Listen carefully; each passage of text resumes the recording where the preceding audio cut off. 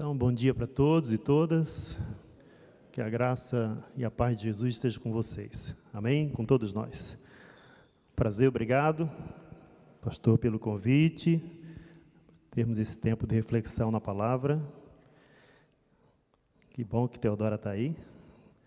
A minha oração é que Teodora possa crescer como Jesus, né? Em sabedoria, estatura e graça diante de Deus e diante de toda a sociedade. Essa é a minha oração. O mesmo para Karen. Cadê Karen? Estatura talvez não, né? Mas em graça, sabedoria diante de Deus e diante dos homens. Amém? Então nós estamos dentro de uma série, e a palavra que eu vou partilhar com vocês é parte disso, uma série sobre espiritualidade no cotidiano. Uma série, e mais especificamente hoje, sobre a influência do cristão na sociedade. A influência que nós podemos, com a graça de Deus, exercer no lugar onde nós vivemos e nos ambientes que nós frequentamos. A espiritualidade, na minha concepção, tem a ver com a maneira com a qual a comunhão que você tem com Deus se manifesta no dia a dia. Então, de maneira muito prática, espiritualidade promove engajamento. Espiritualidade não te empurra para o céu, te empurra para a vida. A comunhão que você tem com Deus, a fé que você deposita em Deus, a confiança que você deposita em Deus, ela não te tira da terra. Ela te empurra para o serviço e para a missão no mundo. Então, espiritualidade tem a ver com a maneira como a sua fé e a sua comunhão com Deus se manifestam no dia a dia. Não tem segredo, não tem nada de místico nisso. Comunhão com Deus que resulta em participação na sociedade. Comunhão com Deus que empurra você para fazer diferença nesse mundo. Uma comunhão com Deus que se manifesta no dia a dia por meio de tudo aquilo que você faz e fala. Por meio de tudo aquilo que você diz e faz na sua vida, no dia a dia. Então, nós partimos desse pressuposto, que a comunhão com Deus promove engajamento. Se Deus governa a sua vida, se Deus lidera a sua vida, se o reino de Deus chegou até você, essa realidade, domínio de Deus, de governo de Deus, de vontade de Deus sobre a sua vida, ela se manifesta no cotidiano. Então, a espiritualidade tem a ver com isso. Deus governa a sua vida? O reino de Deus chegou até você? Como é que isso se evidencia no seu dia a dia? Será que as pessoas olham para a gente e falam assim, tem algo de Deus na vida dessa pessoa? Talvez alguns digam assim, esse cara não é muito normal, tem alguma coisa de Deus na vida dele. Então, queremos pensar sobre isso, sobre reino de Deus, sobre governo de Deus. E quando você pensa sobre reino de Deus, o que é que vem à sua mente? Se a gente tivesse uma roda de conversa aqui mais informal, eu queria ouvi-los. O que é que vem à sua mente quando você pensa sobre reino de Deus? Qual é a situação do dia a dia que você poderia utilizar para falar sobre uma realidade tão profunda de uma maneira simples e de fácil compreensão? Se alguém pergunta para você, o que é esse negócio de reino de Deus? O que é que você poderia falar? O que é que você poderia dizer? Que história simples, que situação do seu dia a dia você poderia falar ou utilizar para explicar a alguém sobre o que significa reino de Deus? E eu estava pensando sobre essa série e a partir do convite que recebi, e estava lembrando de uma situação de um líder católico, muito amigo meu, um ministro de Eucaristia, na comunidade onde eu vivi por 15 anos, e trabalhamos como missionário e pastoreando também a comunidade, em Itaperuçu. Vários de vocês aqui conhecem. Numa comunidade que fica aqui nos arredores de Curitiba, 27 quilômetros de Curitiba, aqui na região metropolitana.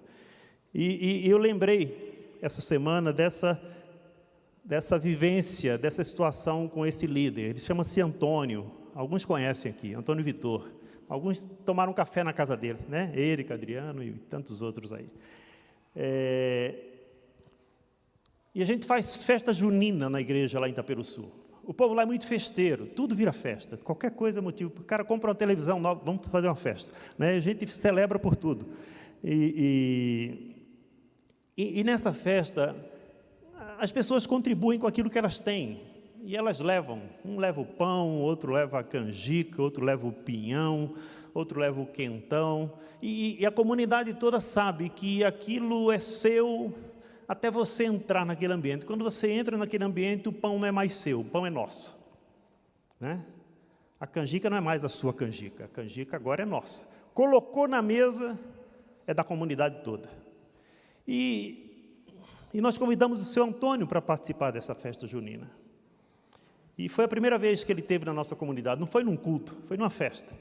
A gente sempre falava assim, na festa você mostra mais quem você é do que no culto. É ou não é? E se tomar um quentão, meu irmão, aí você começa a ser você, né? Então a gente faz festa, celebra, e isso é bom. E seu Antônio foi. E a festa começou, as pessoas comendo, se alegrando, conversando, e seu Antônio observando, e eu fui lá perto dele e falei, o senhor não comeu nada? E ele falou, mas eu não trouxe nada. Eu falei, mas qual é o problema? Ele falou, mas eu não trouxe nada e eu não tenho dinheiro, né? E eu não sou dessa igreja. Eu posso comer? Eu falei, mas claro, seu Antônio. O senhor está vendo alguém vender alguma coisa aqui? Ele falou, não tem nada sendo vendido, né? Eu falei, não. Então, o senhor pode comer. Mesmo assim, sem dinheiro, sem trazer nada e sem ser dessa comunidade, eu posso comer aqui? Eu falei, claro, numa comunidade que se encontra e que se reúne em volta de Jesus, é assim que as coisas funcionam. Está aberto para todos. E ele, de maneira muito sábia, né, parou, pensou, ele falou, então, Bebeto, isso não é uma festa junina. Eu falei, como não? Ele falou, isso é uma festa do reino. Isso é uma festa do reino. Eu falei, por que o senhor pensa isso? E ele falou, é que no reino de Deus vai ser assim. No reino de Deus vai ter só uma mesa. E o fruto da terra, que vai chegar até essa mesa, vai ser repartido para todos. E no reino de Deus, não vai ter mais os de dentro e os de fora. Foi isso que o senhor Antônio falou. Ele é um agricultor. E ele disse, no reino de Deus vai ser desse jeito. Vai ter só uma mesa. O fruto da terra vai ser repartido por todos. E não haverá mais os de dentro e os de fora. É lindo isso, né? Será que esse homem compreendeu o que é o reino de Deus? E tem alguém que sempre falava assim, o senhor Antônio já converteu? Eu falei, pessoal, se o senhor Antônio converter, ele desvia. Deixa quieto. Deixa quieto. Converter a quê? Converter a igreja evangélica? No Brasil? Deixa quieto. Deixa quieto. O reino já chegou nesse homem. O reino já chegou na casa dele. O reino já chegou na comunidade dele. Então, que tal a gente não atrapalhar Deus? Né? Que tal a gente não atrapalhar Deus? Então, o reino de Deus tem a ver com a vontade de Deus sendo feita na terra, da mesma forma que ela é feita no céu. O reino de Deus é sobre isso. A vontade de Deus sendo feita aqui e agora, da mesma forma que ela é feita no céu. No centro do Sermão do Monte, no capítulo 6, né, de 5 a 7, no centro do Sermão do Monte, a gente encontra um quadro pintado por Jesus para mostrar o que acontece quando o reino invade a nossa realidade e se apodera de nós. Em Mateus capítulo 6. Nós encontramos Jesus ensinando os seus discípulos a orar para que o Deus vivo traga a realidade do céu à terra. Lembram disso? Mateus capítulo 6, verso 10. Que venha o teu reino e que seja feita a tua vontade aqui na terra, da mesma forma que ela é feita no céu. O reino de Deus tem a ver com isso. O reino de Deus tem a ver com a vontade de Deus sendo feita entre nós, aqui na terra, da mesma forma que é feita nos céus. Então a gente deve orar como Jesus ensinou os seus discípulos a orar. Que a tua vontade seja feita no céu, que a tua vontade seja feita na minha vida, da mesma forma que ela é feita no céu. Que a tua vontade, ó Pai, seja feita na minha família, da mesma forma que ela é feita no céu. Que a tua vontade seja feita no meu local de trabalho, da mesma forma que ela é feita no céu. Que a tua vontade seja feita na minha vizinhança, da mesma forma que ela é feita no céu. Que a tua vontade seja feita nas ruas da cidade de Curitiba, da mesma forma que ela é feita no céu. Então, em Jesus e por meio de Jesus, o reino de Deus torna-se uma realidade presente. O reinado de Deus está no centro do ministério de Jesus. Se você olhar os evangelhos, você vai perceber facilmente isso. O tema central abordado por Jesus, nas suas falas, mas também nas suas ações, é o reino de Deus. Depois da sua ressurreição, ele insiste em trabalhar o tema do reino de Deus com os seus discípulos. Então, está no centro da compreensão que Jesus tinha a respeito da sua missão no mundo. O reino de Deus está no centro. Jesus age movido por essa paixão de ver a vontade de Deus sendo feita na terra como é feita no céu. Essa era a grande paixão de Jesus. A grande paixão de Jesus. E essa deve ser a grande paixão dos discípulos e discípulas de Jesus. Nós vivemos uma vida movida por esse desejo intenso de ver a vontade de Deus sendo feita aqui na terra, da mesma forma que ela é feita no céu. É bom a gente lembrar que a igreja não é o reino. O reino de Deus é maior. A igreja não é o reino, mas a igreja, ela é uma comunidade do reino. E ela é chamada para refletir os valores do reino aqui e agora pelo poder do Espírito Santo. Nós não somos o reino, mas somos uma comunidade do reino, uma agência do reino, chamada para refletir esses valores aqui e agora pelo poder do Espírito Santo. A missão da igreja de exercer uma influência transformadora na cidade, ela só pode ser entendida à luz do reino de Deus. Como é que isso se dá na prática? Eu sempre penso muito nesse evangelho prático, coisa do nosso cotidiano, coisa que acontece no nosso dia a dia. Então, se alguém, um amigo seu, uma amiga sua, se aproxima de você e pergunta: por que vocês falam tanto do reino de Deus? Vocês estão sempre usando essa expressão, porque o reino veio, porque o reino chegou. Como é esse negócio de reino de Deus? Se algum amigo seu pergunta: você pode me dar um exemplo concreto sobre como é que as coisas funcionam quando esse reino de Deus chega? Vocês falam sobre isso, o reino de Deus veio, o reino de Deus está vindo, o reino de Deus virá. Como é que isso se dá na prática? Se algum amigo seu pergunta isso, eu fiquei imaginando, que nós poderíamos dizer: você quer um exemplo prático? Você quer saber como é que as coisas funcionam quando o reino de Deus chega numa comunidade? Então você traz o cara aqui, traz o seu amigo aqui, traz a sua amiga aqui, ou em alguma reunião da comunidade de fé, e você fala para ele assim: o reino é assim, o reino é assim, o reino tem brancos, negros e pardos. Isso é o reino. E você está falando e seu amigo está olhando. Eu falei: é verdade, tem brancos, negros e pardos. O reino tem mulheres e homens, e eles têm o mesmo valor e o mesmo espaço. Assim é no reino. Homem não é mais importante do que mulher, porque o reino chegou aqui.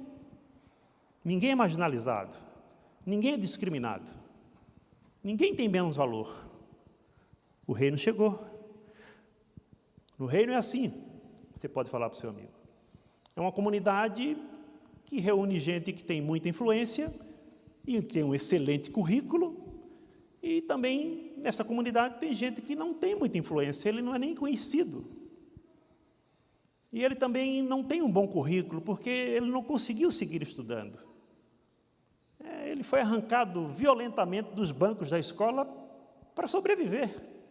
Ele precisou abandonar a escola para trabalhar, para ter o que comer, o que vestir e onde morar. No reino é assim.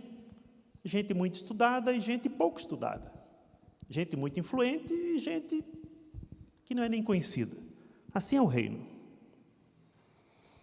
Essas pessoas são diferentes, você poderia explicar para o seu amigo. Elas são muito diferentes, mas elas aceitam e tratam uns aos outros como irmãos. Elas tratam um ao outro como irmãos, porque é uma comunidade do reino. Essas pessoas, elas tiveram uma experiência pessoal com Jesus e elas adotaram um novo estilo de vida. Entre eles, você mostraria para o seu amigo, entre eles não há competição, eles só cooperam. Esse negócio de competição entre eles não existe, só existe entre eles cooperação. Entre eles não tem vingança. Quando um fere o outro, sabe o que eles fazem? Eles não se vingam, eles perdoam. Eles perdoam. É assim aqui. Aqui é assim. Todo mundo corre o risco de ferir o outro. Mas quando isso acontece, sabe o que eles fazem? Eles perdoam. Facinho, facinho. Eles se reconciliam logo. Ao invés de buscar poder, esse grupo de pessoas aqui, eles não querem nada com poder. Sabe o que eles querem? Eles querem servir. Eles querem servir. Eles não se preocupam com o poder. Eles buscam o poder do Espírito Santo, mas não buscam o poder do Espírito Santo para ser poderoso. Eles buscam o poder do Espírito Santo para servir. Nesse grupo é assim, é ou não é? Ninguém quer poder aqui. Eles buscam o poder do Espírito Santo para sair por toda parte fazendo bem. Esse é o negócio deles. E eles têm uma outra característica, ao invés de se preocuparem apenas com o bem-estar deles, esse grupo aqui se preocupa com o bem-estar da cidade. Eles se preocupam com o bem-estar daqueles que não estão entre eles. Veja que coisa. Esse grupo é assim, né? E eles têm uma habilidade incrível de ouvir o clamor dos que sofrem. Eles desenvolveram uma habilidade impressionante. Eles escutam os gemidos de quem está sofrendo na cidade. Eles escutam, e ao escutar, eles se reúnem e falam assim: nós vamos dar uma resposta para esse gemido, e nós vamos levar alívio e esperança para essas pessoas. Esse grupo é assim. Esse grupo é uma comunidade do reino, e é assim que eles funcionam. Eles estão sempre atentos aos gritos e aos clamores de necessidade que eles escutam nas ruas da cidade. Esse grupo de pessoas, no lugar de viver uma vida conformada com a injustiça e com a opressão, eles não toleram a injustiça. Eles confrontam os poderosos, eles confrontam os opressores, eles denunciam a corrupção, eles se mobilizam para defender o direito daqueles que não têm voz nem vez na sociedade. No lugar do individualismo, da autoajuda, eles buscam coletivamente a ajuda do alto. Até uma espécie de vacina contra a avareza esse grupo descobriu. Pense numa vacina com eficácia poderosa. Esse grupo descobriu uma vacina contra a avareza. Eles descobriram que precisam trocar o amor ao dinheiro pelo amor ao próximo. Essa é a vacina contra a avareza.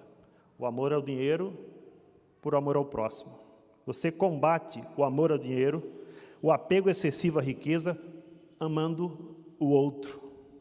No lugar de concentrar bens, esse grupo partilha os bens. Essa é uma vacina poderosa e libertadora. Eu acredito, irmãos e irmãs, se nós falássemos isso para um amigo nosso, eu tenho a impressão, quase certeza, que ao final esse amigo diria assim: o que é que eu faço para participar dessa comunidade? Se vocês são isso aí que você está me dizendo, como é que eu faço para participar disso? Jesus aproveitou várias situações do cotidiano das pessoas para fazer alguma comparação que facilitasse a compreensão delas a respeito do reino. Em Mateus capítulo 13, eu estou caminhando para o fim, deixei para ler o texto no final mesmo. Mateus capítulo 13, verso 33, uma pequena história, muito curta, que Jesus conta para falar a respeito do reino, e que traz algumas lições para a gente, e eu quero partilhar com vocês. Tem algum tempo ainda, né? 20 minutos? Tem mais algum? Jesus diz assim, Mateus 13, 33, o reino dos céus é como o fermento que uma mulher pegou e misturou com uma grande quantidade de farinha, e toda a massa ficou fermentada. Pronto. Jesus falando sobre o reino.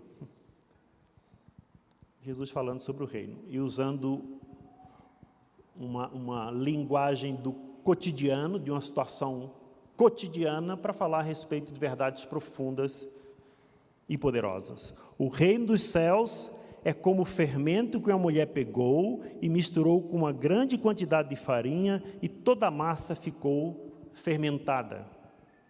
O que é que a gente pode aprender do reino? O que é que a gente pode aprender sobre o reino de Deus e a influência dos discípulos de Jesus na sociedade a partir de uma pequena história como essa, de uma pequena parábola como essa? Em primeiro lugar, pensando nessa história que o reino é como o fermento que uma mulher pega, mistura em uma grande quantidade de farinha e toda a massa fica fermentada. A primeira lição ou princípio que a gente pode extrair daí, pelo menos eu enxergo isso, é que o reino cresce, o reino de Deus cresce onde menos se espera e com os protagonistas mais improváveis. O reino de Deus cresce onde menos se espera e com os protagonistas mais improváveis. Onde é que o pão é feito? O pão é feito aonde? Na sala da casa, no lugar mais sofisticado, mais bonito, talvez mais iluminado, mais chique? Não, o pão é feito na cozinha. O pão é feito na cozinha. O reino cresce onde menos se espera e com os protagonistas mais improváveis. Na comparação feita por Jesus, quem é que está preparando o pão? Quem é? É uma mulher. Vocês sabem como a mulher era tratada na época de Jesus. Sabem, né? Nem contava. Não entrava nem no censo, mulher e criança. Jesus, quando fala sobre o reino, ele usa a imagem de um protagonista improvável. Seria mais fácil para um judeu se ele fizesse alguma comparação com o reino que tem a ver com o homem, mas com mulher, na sua época, mulher como um ser desprezível e que sofria toda sorte de discriminação. Jesus está ensinando para a gente que o reino cresce onde menos se espera, na cozinha, e com os protagonistas mais improváveis, uma mulher. Eu penso e acredito que a gente, como comunidade de fé, como igreja evangélica no Brasil, a gente precisa de uma missiologia que nos ajude a pensar pequeno. Nós somos mal ensinados, nós somos mal discipulados. Quando a gente pensa em reino de Deus, a gente só pensa em coisa grande, só pensa em coisa espetacular, só pensa em show da fé, só pensa em estádio lotado. Não precisamos parar com isso. A gente precisa aprender a pensar pequeno.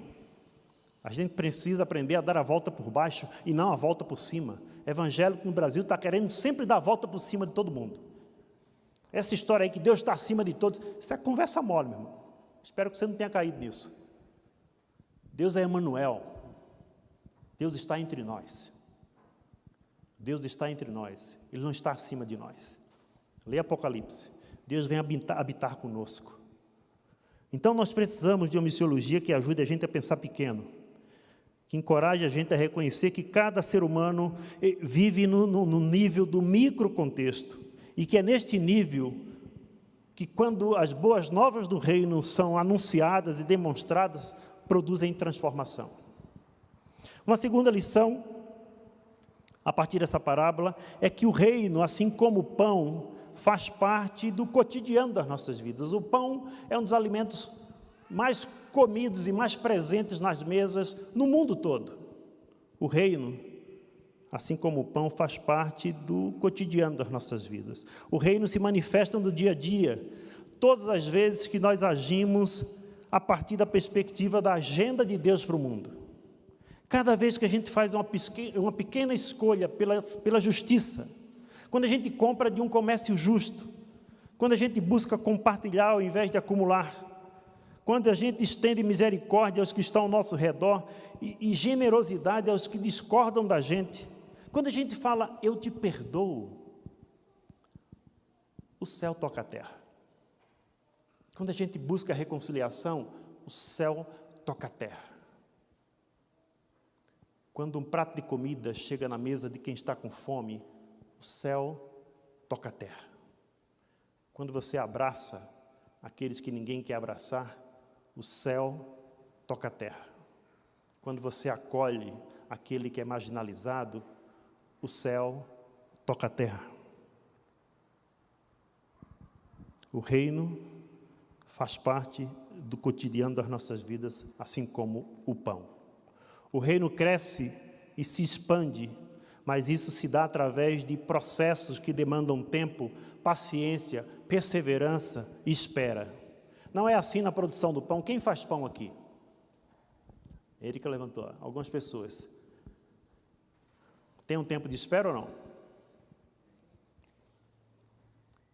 Pelo menos lá em Itaperuçu o pessoal fala, a massa tem que descansar. Não é isso que falam? Essa é a expressão que usa. O reino cresce, o reino se expande, mas isso se dá através de processos que demandam tempo, paciência, perseverança e espera. É assim na produção de pão. Para a massa crescer, adquirir uma boa textura e até sabor, ela precisa descansar. É aí que acontece o processo de fermentação. Então Deus está transformando a nossa vida. Deus está nos transformando, isso é processo. E Ele transforma na expectativa que no dia a dia a gente possa manifestar os valores do seu reino na sociedade. E crer nisso, crer nesse processo de transformação que acaba gerando impacto na vida de outros, crer nisso é um ato de fé. É preciso ter fé para crer que a nossa fidelidade pequena e diária pode produzir fruto. Por último, o reino de Deus tem um alcance amplo e tem um caráter transformador. O reino tem um alcance amplo e um caráter transformador. De quanto fermento precisa? Pouco fermento.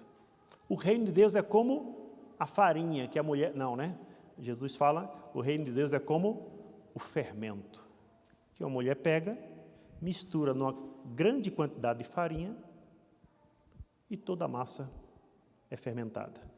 O reino é como fermento. Precisa de pouco. Eu conversei até com um amigo que faz pão ontem. Falei, eu já li, mas me diz aí, é muito fermento? Falei, não, você está louco? 1 colher de sopa de fermento para 1 quilo de farinha. 10 gramas para 1.000 gramas. 1%, né? A presença do fermento naquela massa representa 1%. 10 gramas de fermento, 1.000 gramas de farinha. E aquela pequena quantidade de fermento altera toda a realidade da massa. O reino tem um alcance amplo e tem um caráter transformador. Uma pequena quantidade de fermento transforma toda a massa. Não precisa ser muito, precisa estar presente. Quem falou que para sermos bênção nessa cidade nós temos que crescer, crescer, crescer? Quando nós ultrapassarmos 50% da população brasileira, aí sim nós vamos alterar a realidade desse país. Quem falou isso? Jesus de Nazaré? Multidão pode seduzir a gente, mas Jesus desconfiava da multidão. Tem que estar presente. E tem que ser fiel. E que tem que ter coerência entre o que fala e o que faz. Vida e testemunho. Vida e testemunho. Na dependência do Espírito. Presença na sociedade. não é multidão. Nós não precisamos ser maioria. Nós precisamos ser fiéis ao chamado que Deus tem nos feito. Nós precisamos buscar o Espírito Santo para corresponder às expectativas de Deus com relação à influência que Ele espera que a gente exerça na sociedade. Não precisa ser muito, tem que estar presente. Influência e transformação, desde a perspectiva do reino, depende mais da presença, da vida e do testemunho dos discípulos missionários de Jesus, do que de táticas, estratégias, ou um novo pacote de eventos oferecido pelo mercado gospel, ou quem sabe pela indústria norte-americana, a indústria missionária norte-americana. A gente adquire um novo pacote, agora vai. Agora a gente vai fazer a transformação que Deus espera. E a gente compra um novo pacote, e a gente monta uma série de eventos e de programas, e nada. Então, não se trata de tática, de estratégia, se trata de presença, vida e testemunho. Presença, vida e testemunho. Então, eu termino de maneira prática também. O que é que Deus espera de nós na sociedade? Eu acredito que Ele espera que a gente aproveite as pequenas oportunidades ao nosso redor para estender generosidade, perdão e graça. Hoje, você pode corresponder a essa expectativa de Deus hoje. Quem sabe até quando você entrar no carro. Que Deus espera que a gente aproveite as pequenas oportunidades ao nosso redor para estender generosidade, perdão e graça.